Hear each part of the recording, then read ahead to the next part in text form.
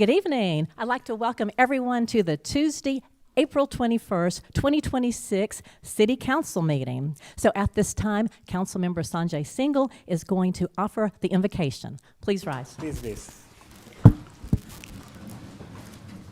Please join me in the prayers. Our Holy Father, as we gather here in the service to our community, we seek your blessings and guidance for making correct decisions.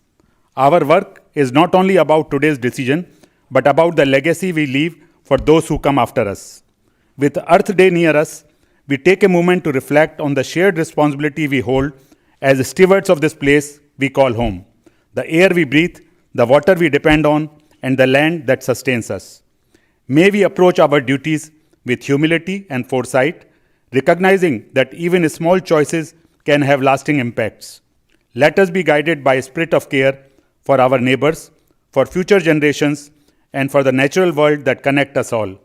In this spirit, may our conversation be thoughtful, our disagreement respectful, and our decisions rooted in the common good. As we begin this meeting, let us carry forward a sense of purpose and gratitude. May we work together with clarity and compassion, striving to build a healthier, more sustainable, and more just community for all. Thank you. Amen. Thank you, Council Member. Now, please remain standing for our pledge. And we have Girl Scout Troop 157992 to lead the pledges. And I'm going to read your names. Come on up, ladies, here. Yes, go ahead and come on up, but I'll read your names while you're coming up. We have Delaney Smith, Elise Frazier, Gayatri Goval, Grace John, Hannah Sodayer, Kay Thomas, Lucy Rawan, Madison Williams, Nicole Jones, Nadia Master, Rhea Samuel, Victoria Matthew, and Zoe Skaggs. And the troop leaders are Beth Rawan and Kelly Sudaye. And so these are made up of 5th and 6th graders from the Fort Bend area. And the girls enjoy camping and learning new skills. And they are working on their democracy badge. So I'll let you start us off.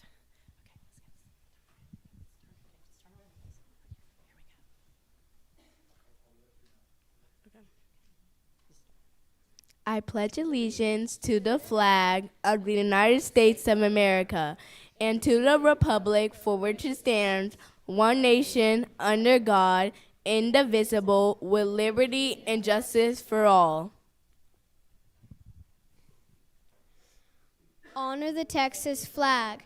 I pledge allegiance to the Texas, one state, under God, one indivisible.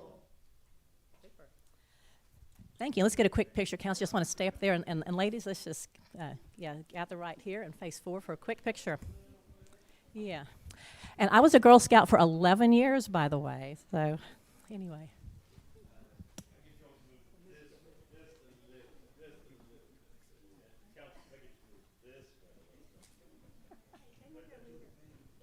What? Oh, would the leaders like to come up too? Yeah, let's get the leaders up here.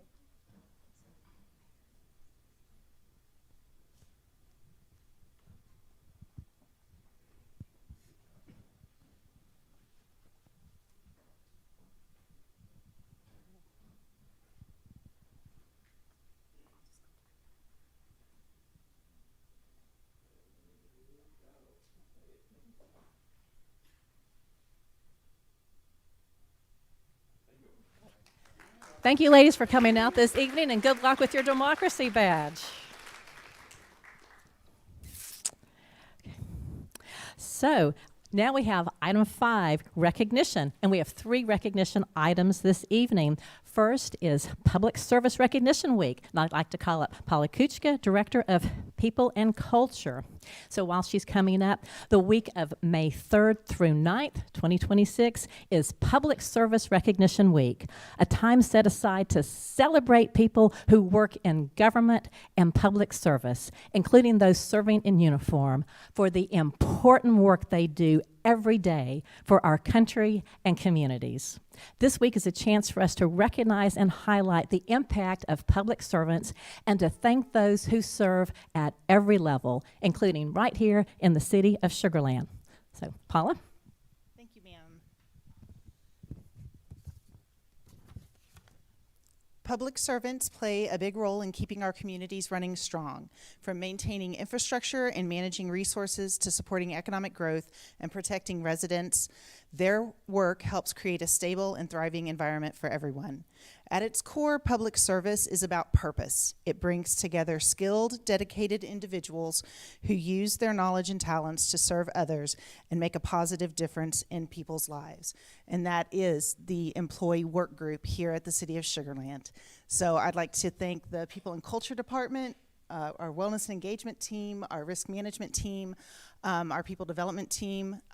We love serving our employees so they can serve you as the community. So thank you so much. Thank you all so much for all you do. So now I would like to present a proclamation. I can get this part out. Whereas Public Service Recognition Week, observed during the first week of May, provides an opportunity to honor the dedicated individuals who serve in government and who work tirelessly to meet the needs of our community.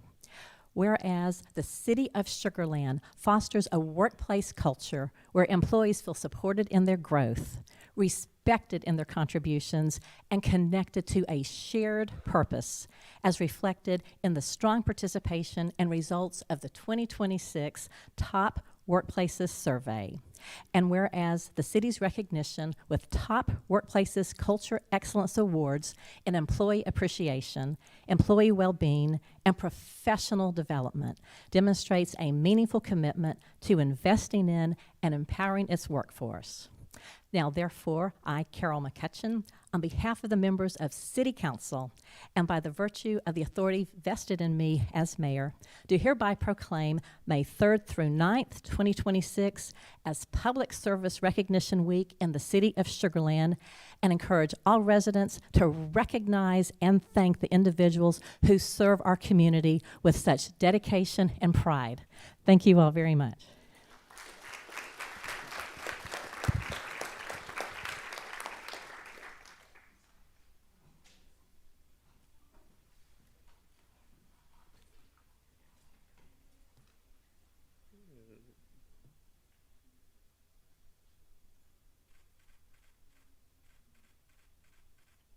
Thank you. Thank you again so much. Give them another round of applause here. Thank you all so much for all you do. Our next recognition is Open Data Day 2026 Datathon. So I'd like to call up Rachel Owens, Assistant Director of Data and Innovation, and Lonray DeWuda, Data Program Manager. And so I'd like to present the Office of Data and Innovation staff and Datathon participants with a proclamation. So please come forward as I call your name. Tushar Kula, Vilay, Ria Advani, Hasala Hayanthudawa, Jaleesa Montgomery, and the winners of the 2026 Open Data Datathon were Liam Nguyen, Julio Gonzalez, Matthew Chin, and Ezra Wing. So I'll now present the proclamation, and then I'll let you, I guess, speak afterwards here. So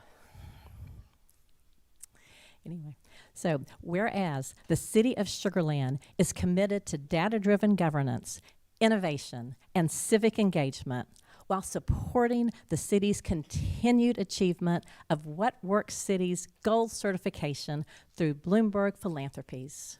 And whereas, as part of the celebration, the city hosted its first ever datathon, inviting residents and community members to engage with data sets from the city's open data portal to develop creative solutions across 3 challenges: the Luma Tracker Challenge, mapping Sugar Land's growth through permit data, and a Create Your Own Challenge.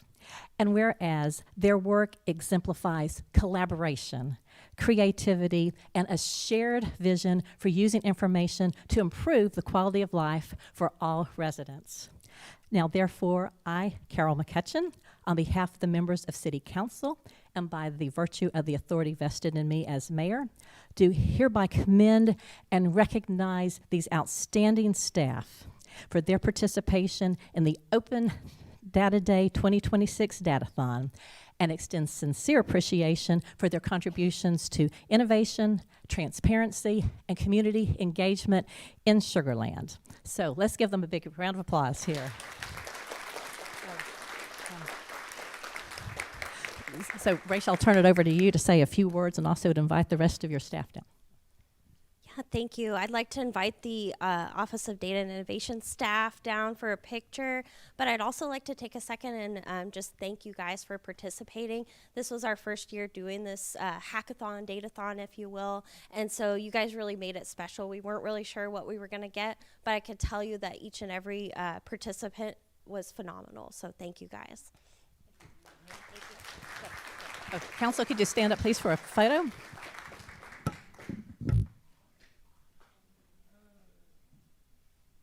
From our participants, maybe two has three, maybe on this side.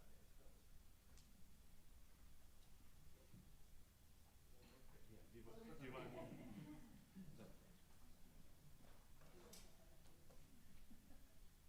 There we go. Okay, I can get you to crowd just a little bit. There you go. Thank you. Thank you all.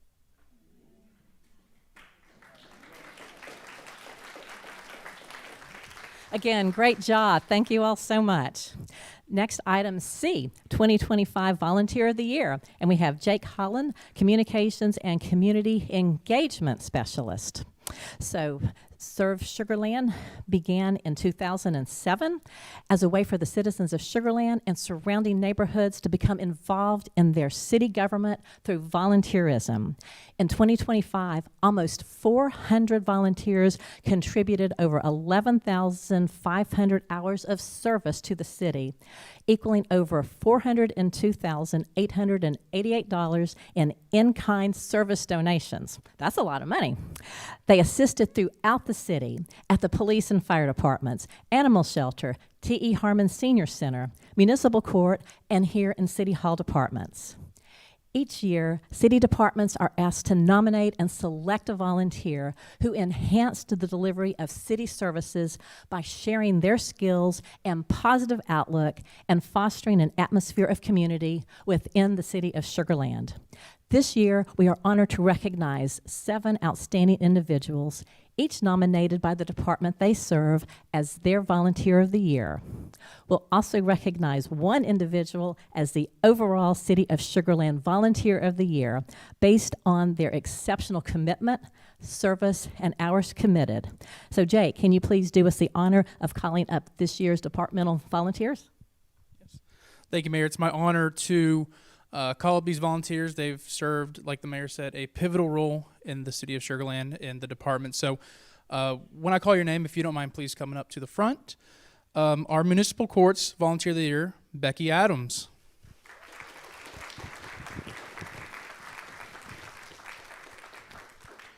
Our Fire Department Volunteer of the Year, Bob Barber.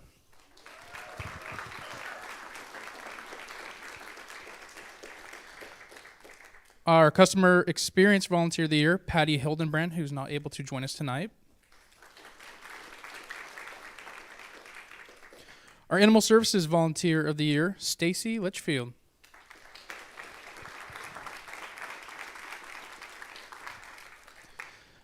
Our T.E. Harmon Volunteer of the Year, Vicki Carter Seeley.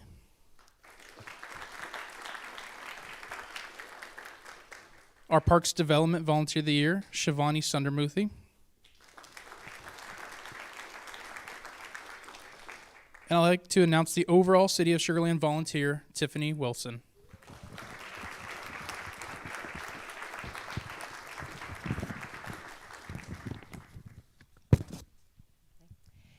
Congratulations, and thank you so much for all of your amazing work. Council, would you like to come down for a photo with our wonderful volunteers?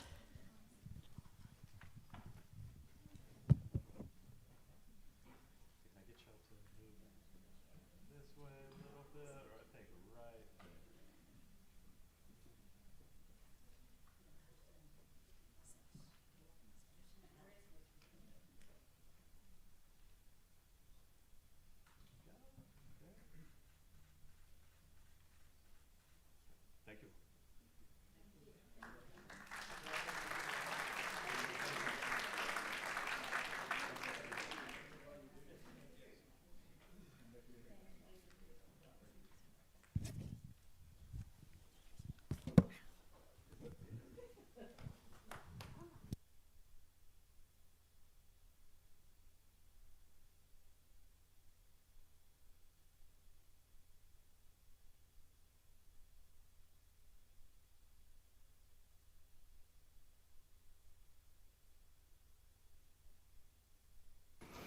So now we're moving on. Item 6, public comment.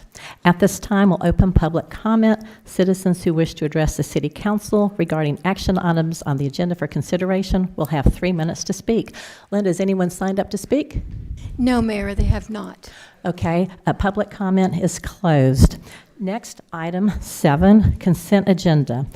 All items listed on the consent agenda are considered routine and will be enacted by one motion, unless there's a council member who wishes to remove an item from consent. Okay, we have a motion to approve by Councilmember Watley and a second by Councilmember Single. Let's vote at this time.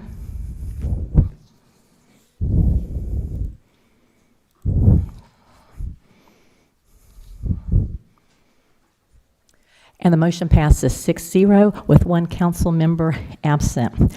Next item, 8, donations. I'd like to welcome Nicole Guevara, Assistant Director of Neighborhood Services, to come forward.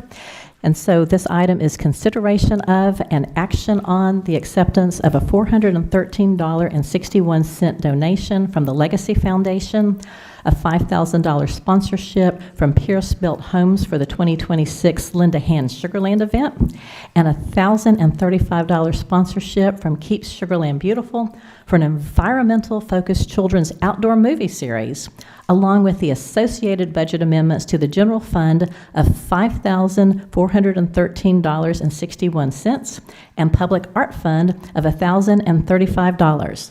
Nicole. Good evening, Mayor, Council. Thank you very much. So today I'm here to talk about some sponsorships and donations that we received.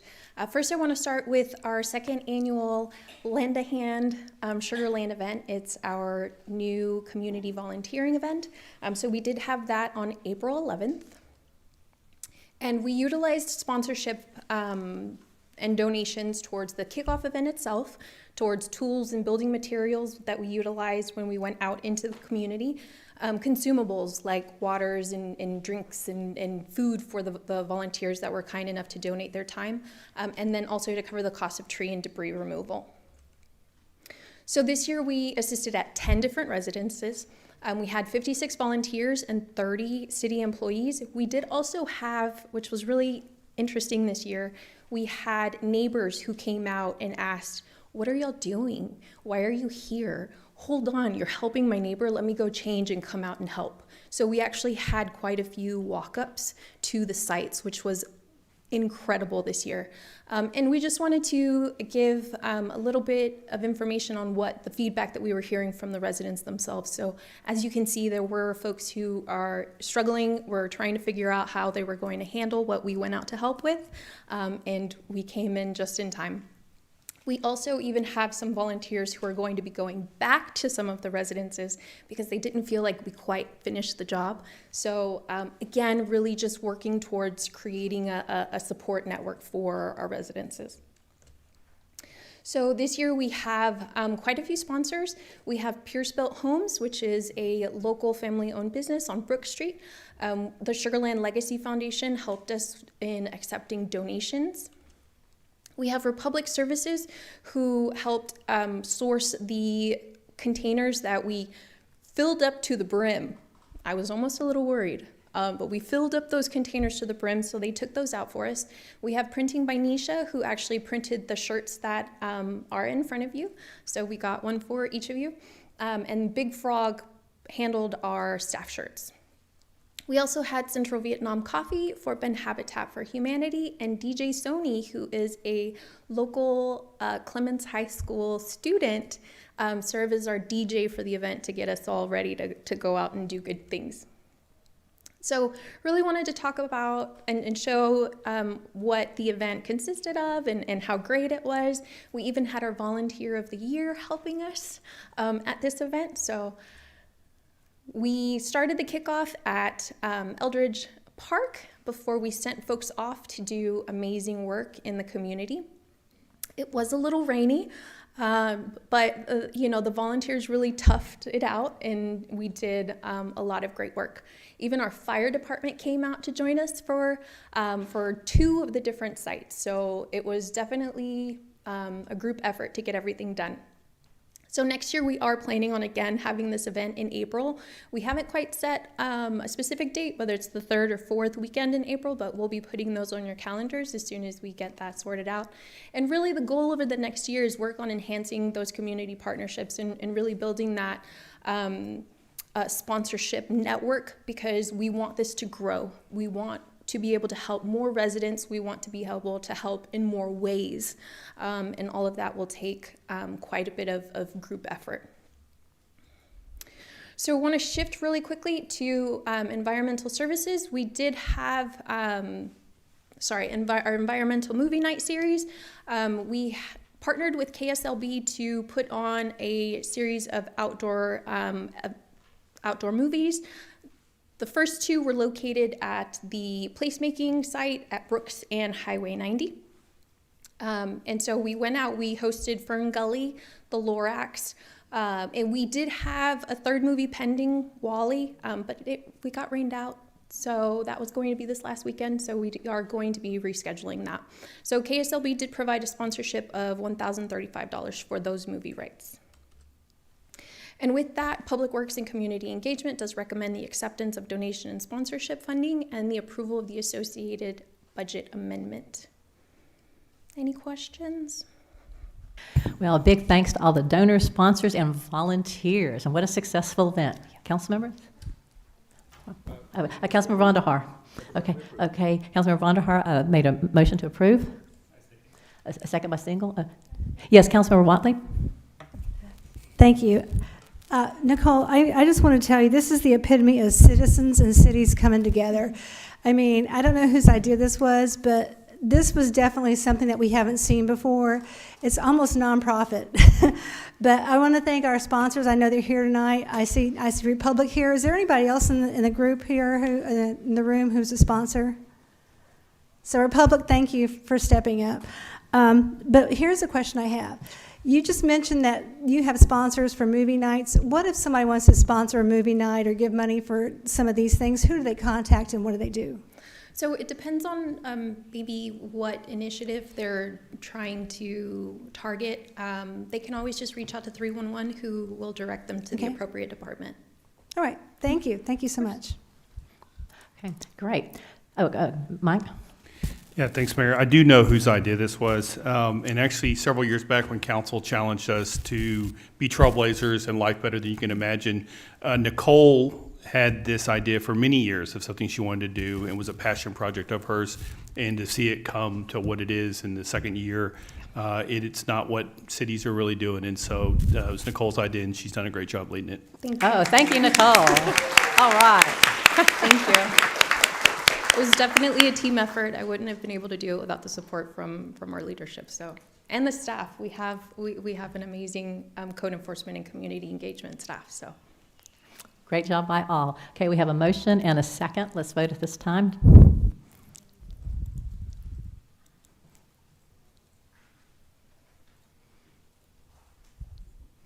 And it passes 6-0. Thank you very again, much. Nicole. Next, item 9, ordinances and resolutions. And we have 2 items under consideration. First, 9A, consideration of and action on City of Sugar Land Resolution Number 2618, a resolution of the City Council of the City of Sugar Land, Texas, authorizing publication of notice of intention to issue certificates of obligation. So I would like to welcome Michelle McCrimmon, Assistant City Manager. Michelle? Thank you, Mayor. Good evening, Mayor, council members. So I am here to talk about the notice of intent to issue the 2026 certificates of obligation. These are a type of municipal debt used to fund public projects, and voter approval is not required. And the purpose of these 2026 COs are to fund some airport capital improvement projects totaling of about $15.5 million, and then to also purchase the capital improvements completed in the Park at Eldridge Public Improvement District, or the PID, for about $1.74 million. Those airport projects are listed there. There's a new fuel farm planned.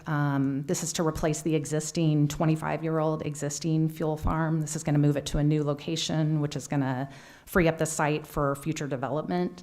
also increase capacity, and then modernize that equipment as well. The runway rehab, the $10 million, this is one of several funding sources for that project. That's the $31 million runway replacement. And then the rental car and vertiport parking, this is really to add more capacity for that future vertiport parking, and then also for the rental car, and then some overflow as well. And then the PID that was passed in April 2021, it's reached the point where the developer is eligible for those reimbursements, and that total is about $1.7 million. So the purpose of tonight's resolution is to adopt this, really notifying the publication, noticing that we intend to issue the COs. So this is not to approve the issuance of the COs. This is just the next step after this is we'll publish in the newspaper, we'll publish online that we intend to issue this. And then after tonight's approval, pending your approval, we'll post those notices in the paper, on the website, and then we'll come back to you on June 16th with two potential options. One is to authorize or request to authorize the issuance of those COs on June 16th, or we will come back to you to authorize the issuance and establish certain parameters for the sale of those COs. Just given the current market conditions, that gives us a little bit more flexibility so that we're not kind of putting a pin on one particular day to issue. If the market conditions aren't right on that day, we'll come back and ask within those parameters for that flexibility to still sell the COs, but just not necessarily on June 16th. And so this item was presented to Finance and Audit on April 2nd. And so we're asking for your approval of this resolution, Resolution 2618, authorizing the publication of Notice of Intention to Issue Certificates of Obligation, Series 2026. Okay. Would anyone from Finance Audit like to comment? Councilmember Jacobson?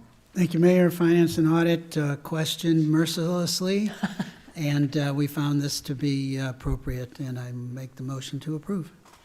Thank you. Okay.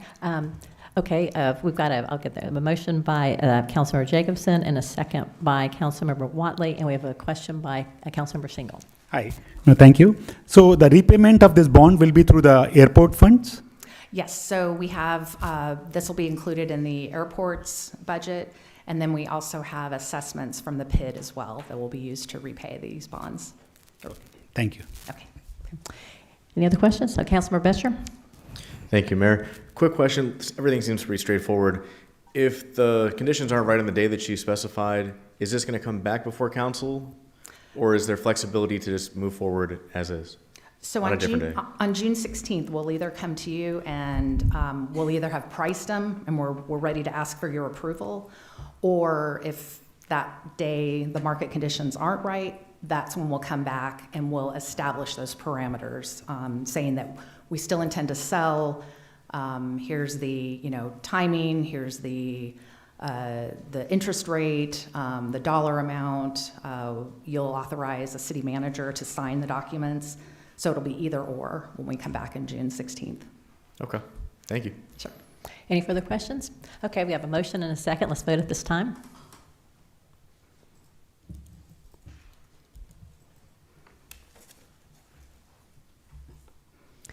And the motion passes 6-0. Thank you, Michelle. Right, thank you.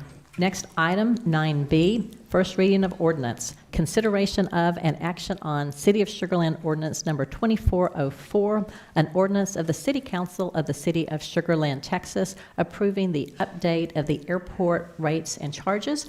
And we have Mitchell Davies, Director of Aviation. Good evening, City Council, Mayor, City Manager. So I'm talking fuel discounts tonight. Not one of our most interesting areas, but it is really important for our business. This item was also brought to Finance Audit Committee on April 2nd to discuss updating airport rates and charges. But before I do that, I do want to just quickly bring just a background on our fuel discount. So we have a fuel volume discount program, and that program is classified into two areas. One is our base customers, for our base customers, as well as our transient customers. Base customers, as a reminder, those that are physically located at Sugar Land Airport, and our transient customers are those just visiting. We do give base tenants a higher fuel discount because they're more likely to purchase fuel from us as they travel back and forth from Sugar Land to their destination, and we want to recognize their consistent business. So looking at the discount tiers for based customers, this is the only program we're looking at tonight. We currently have 5 tiers. It's called B1 through B5. As B1, for a customer that buys less than 10,000 gallons per year, and they get 25 cents off per gallon of retail price. Upwards of B5, which is 300,000 gallons or more per year, and they get $1.05 off retail per gallon. What we're proposing is adding a B6 discount tier, which is 500,000 gallons or more, and they'll get with $1.30 off retail. Now, traditionally, we have not had a customer based at the airport that has consistently or even significantly gone over 300,000 gallons. Well, that has changed, and so that's something that we wanted to look at. So it's relatively straightforward. The more fuel you buy, the better deal you're going to get. For our customers, their number one operating expense is fuel, and fuel is our number one revenue driver. So that is something that we want to, be mindful of. We do want to sell more fuel, but we want to make sure that we are profitable as well. So looking at the B6 discount as proposed, who qualifies? Any based customer that purchases 500,000 gallons or more per year qualifies. Currently, the only base tenant that we have that does currently qualify is Chevron. And before we recommended this, we looked pretty thoroughly at our profitability. We wanted to make sure that we were going to be doing something that was good for the airport. It's okay for it to be mutually beneficial to a customer, but we still want to make sure this is going to be good for us. So we looked at our profitability and our margins and our costs. We compared it to our fuel discount policy, and we were pleased to report that it's still going to be good for us, still be very profitable. It is still in line with our minimum net revenue requirement in the fuel discount policy.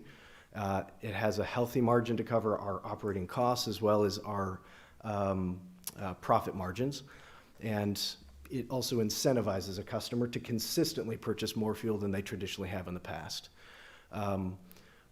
The other thing that as we were looking at the ordinance and looking at our discount tiers, we noticed a couple erroneous fuel discount tiers that were in the ordinance, and so that's one of the things that we're doing tonight is just correcting that to be in line with our current fuel discount policy. With that, the next steps for us is we do have this in the next City Council on May 5th, 2026 for a second reading.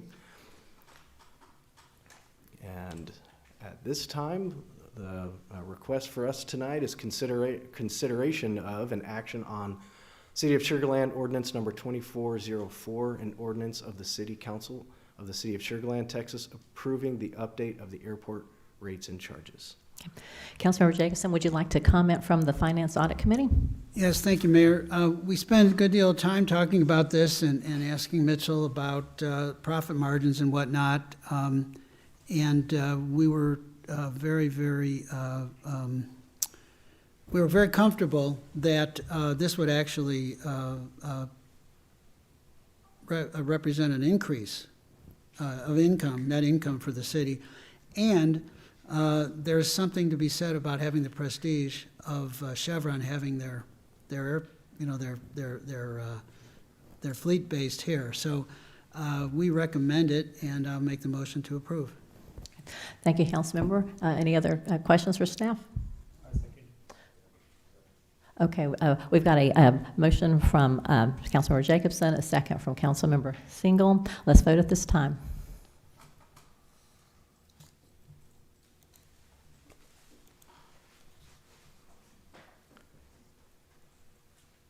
The motion passes 6-0. Thank you, Mitch. Next item is 10, workshop. Fiscal Year 2025 Police Department Annual Report. Review of and discussion on the Police Department Annual Report. I'd like to welcome our Chief of Police, Pete Lara. Hello, good evening, Mayor and Council and City Manager. Tonight I am here to present the Police Department's 2025 Annual Report. I appreciate your continued support, leadership, and commitment to public safety and the men and women of our Police Department.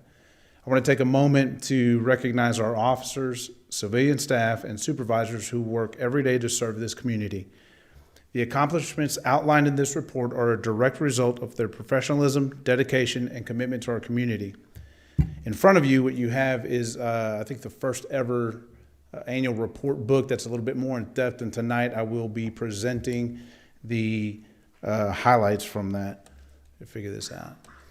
All right, for our year in review for 2025, our staff responded to a little over 68,000 calls for service and ended up with a little bit over 1,300 total arrests.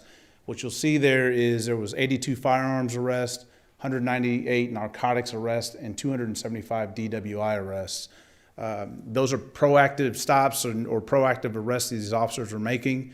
And we tend to respond to our priority zero calls. Those are in progress calls like assault in progress, robbery in progress, those kind of things. Our metric is to respond to those within 7 minutes or less and hit that 80% of the time.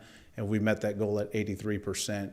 For the following year with Motorola coming in, we are redefining what priority zero calls are categorized at. And I expect to see that number increase to where we'll hit that metric a lot higher.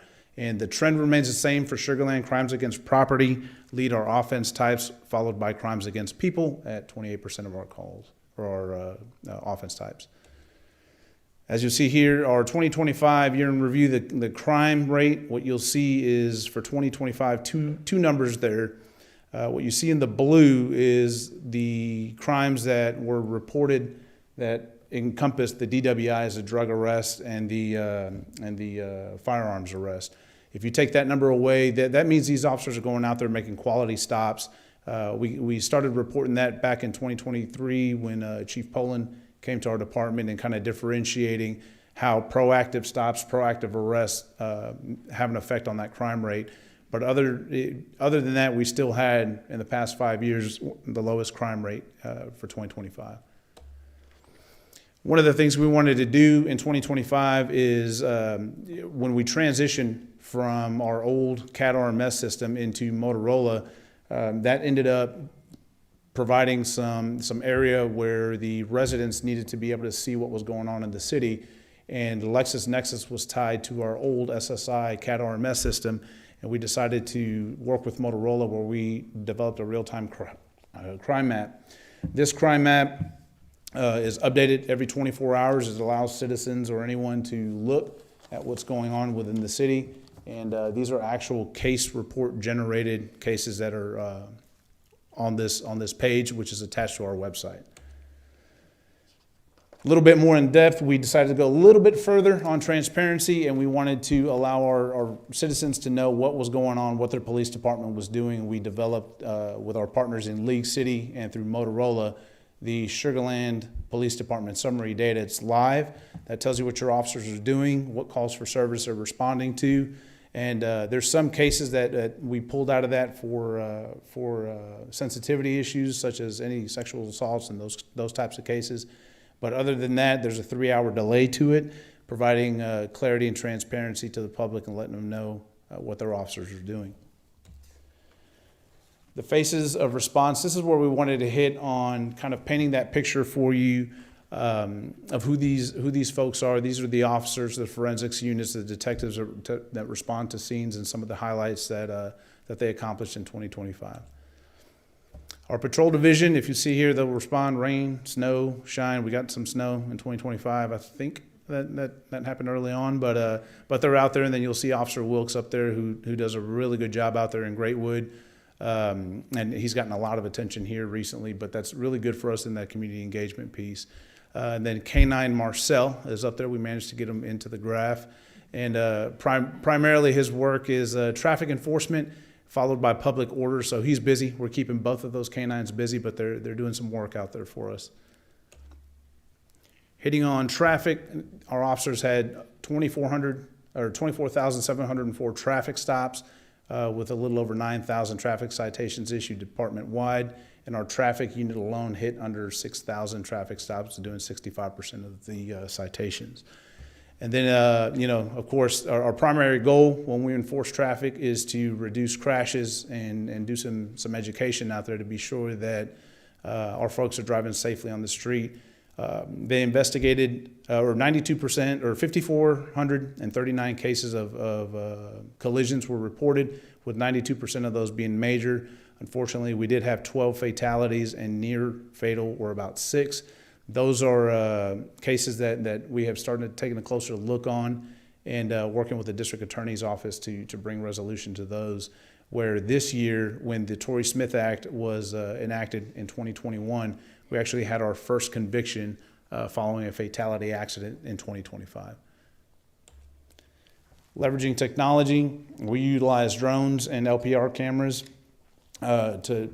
We had over 170 flight hours with 726 total flights, and then 17 suspect searches, and those 87 search and rescue ops, those are missing kids, runaways, those kind of things. We throw those things up in the air.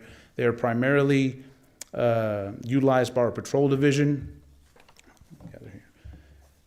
And then we also utilize them, like we've been here lately looking at the 59 traffic and responding back to TxDOT with how that's being affected with their construction. So we've been able to leverage that as a great tool for all kinds of different calls.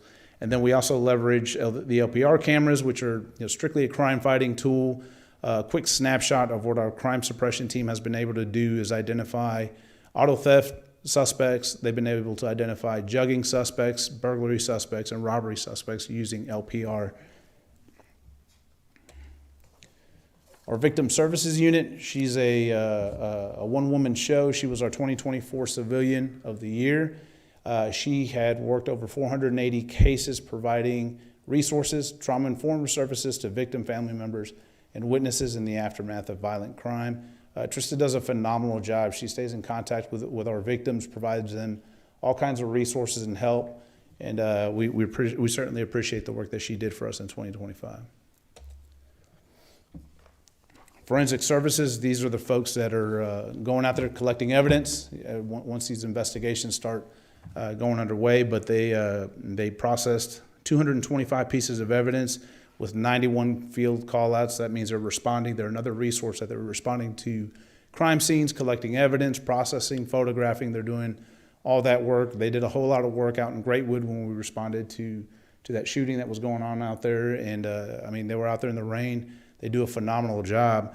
With that work, they received a re-accreditation through ANAB, which keeps them in compliance with best practices, and they are identified nationally. Other agencies always call them to assist, and they're sought after by agencies like Texas Rangers, DPS, and we have great supervision in there. Greg O'Donnell's a great supervisor. He teaches around the world how to do, how to conduct forensic services. So great asset to our city.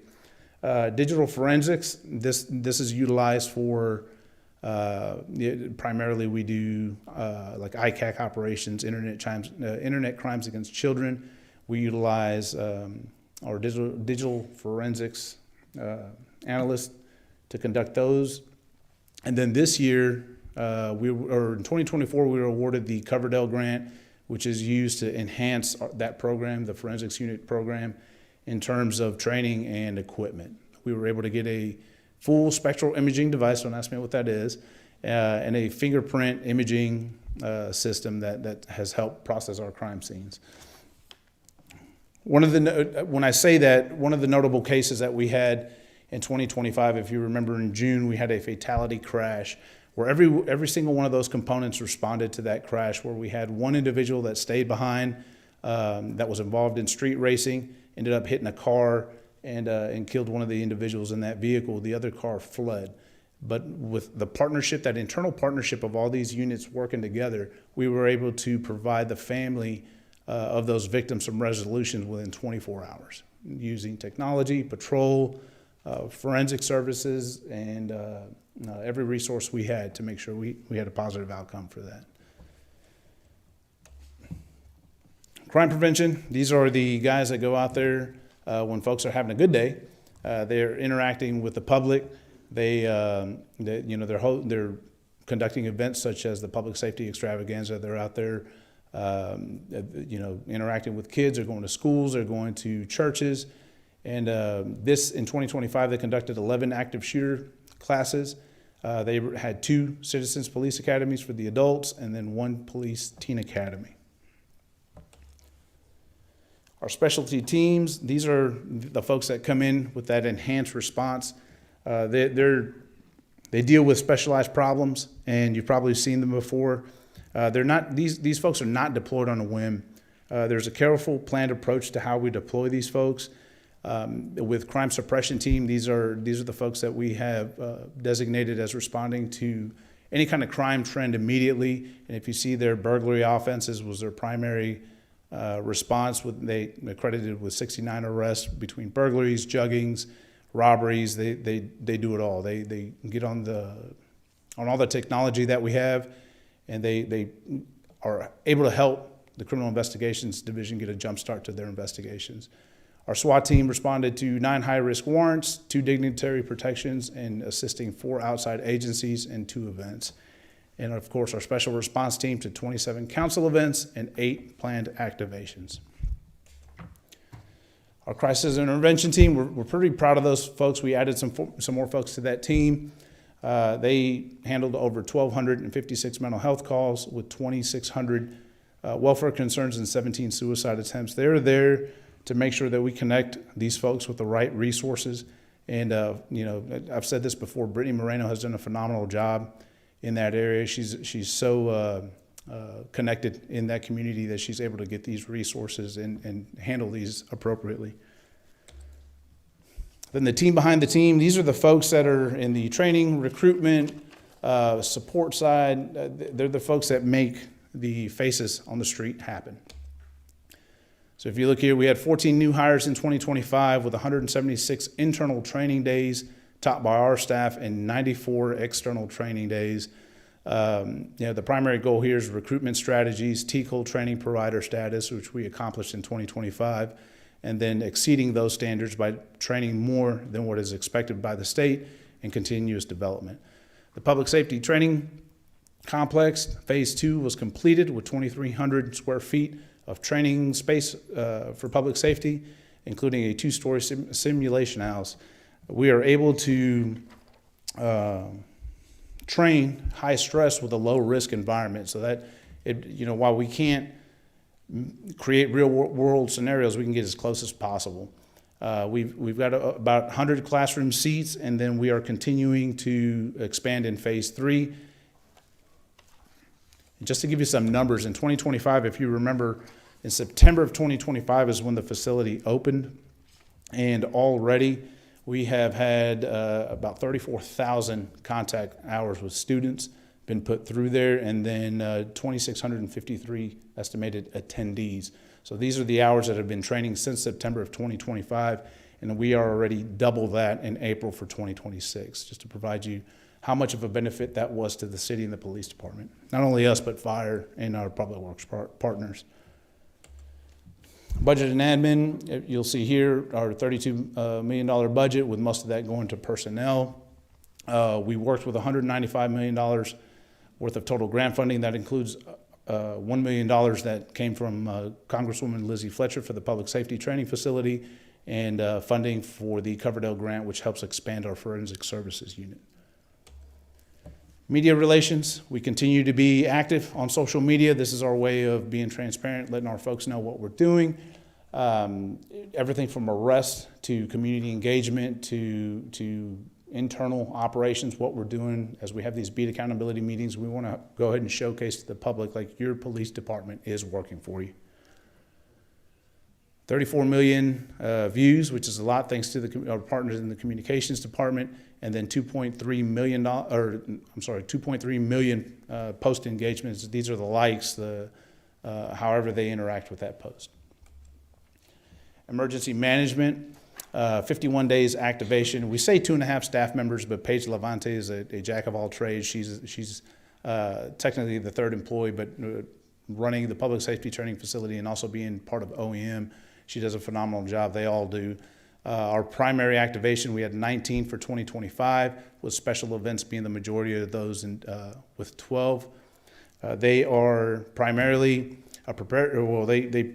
their function is to support coordination for response with all stakeholders, and including all hazards, which are natural, man-made, cyber incidents, special events, and more. Preparedness, personal preparedness is everyone's job. Planning, prep, and training, risk mitigation, they do it all. They're great to have here within the city. And then improving and adapting. This is where I really wanted to highlight our staff and some of the things that they have done. One of the things we try to focus on is when we bring these folks on board, we want to give them all the tools through training to ensure that they can hit the streets with the most equipped training, or with the best equipped training that they can receive. But it doesn't just stop there.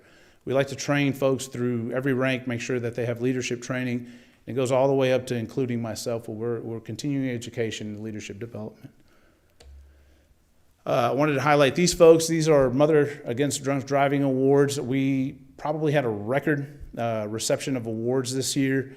And what I really wanted to highlight there is, out of that team that you see, they're the ones that are committed to getting drunk drivers off of our street. And initially, this was on a smaller scale between Brazoria County, Fort Bend County, and Galveston County. And we used to get maybe 3 to 4 awards then, but now it's a greater picture. It's a greater Harris County.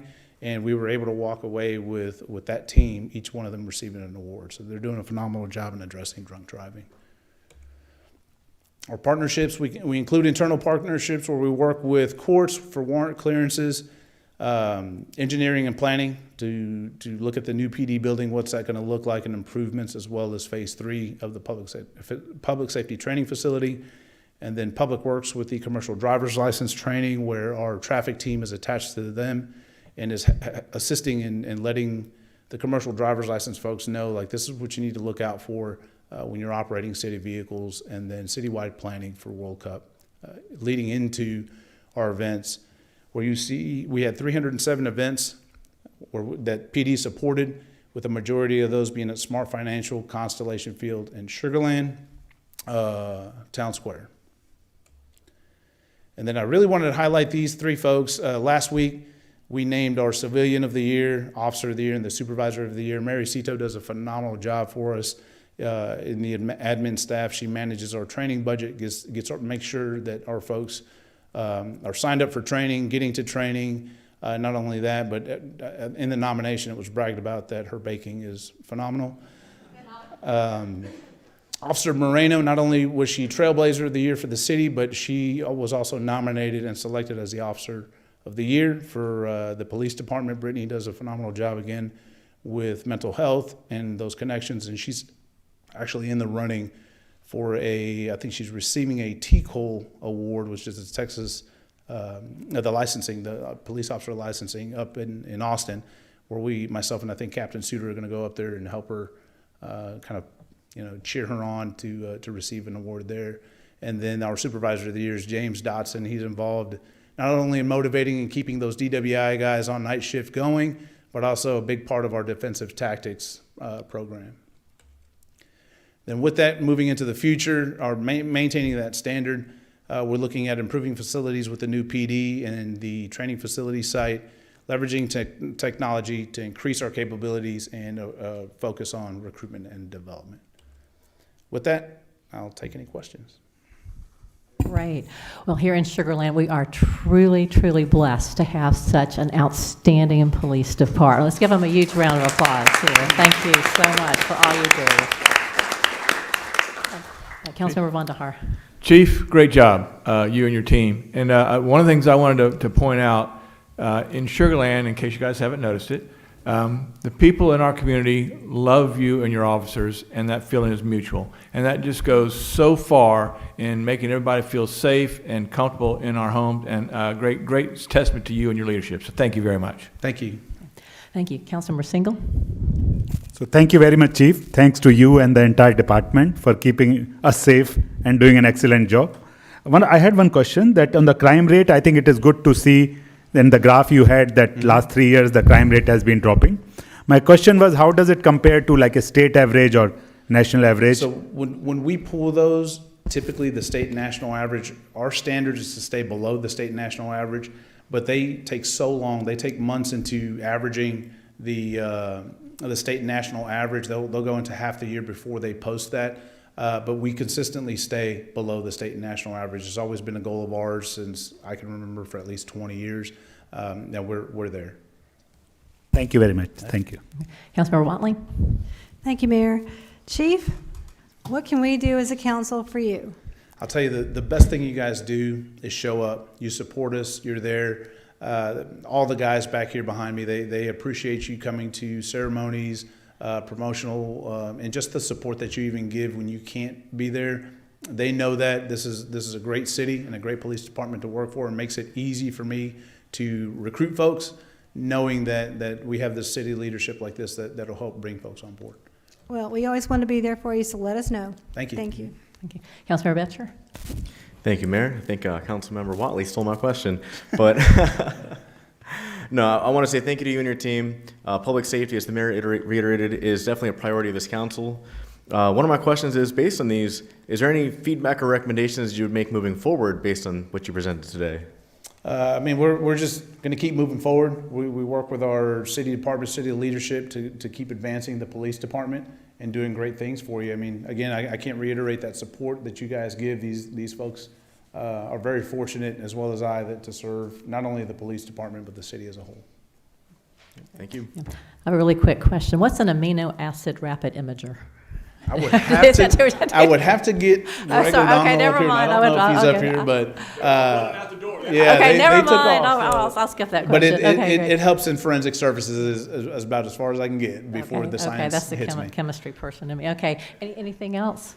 Well, again, we cannot thank the entire police department enough for all the phenomenal work you do for us. So words are inadequate to express our appreciation. And thank you again for your report. Thank you.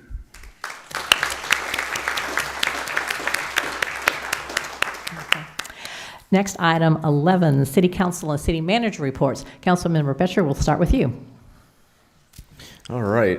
Well, other than dealing with a lot of rain and a lot of traffic, so 2 weekends ago, spent the evening hosting Taste Bar and Kitchen, which is a new restaurant over by Whole Foods, and Boost One Marketing at Smart Financial for the October London concert. One of the things we discussed was the potential for a Sugarland restaurant week. So we can discuss that later, but that's my report. Okay. Thank you. Councilmember Jacobson. Thank you, Mayor. Councilmember Watley and I attended the TML Region 14 spring retreat, and it was excellent, and it was very worthwhile. And then also, I attended the Fort Bend ISD Transition Fair, which is not exactly what some of you are thinking. It's for people with intellectual disabilities who are aging out of the public school system to transition into their private life. And it was a huge event, and it was very well attended, and it was run by my daughter, Abby. Oh, wonderful. Great. Okay. Councilmember Vonderhaar. Oh, well, Mayor, I don't have a whole lot to report. I've been out of town, but I will just share with you, I was out of town at my 50th high school class reunion, and I was only 10 when I graduated, so.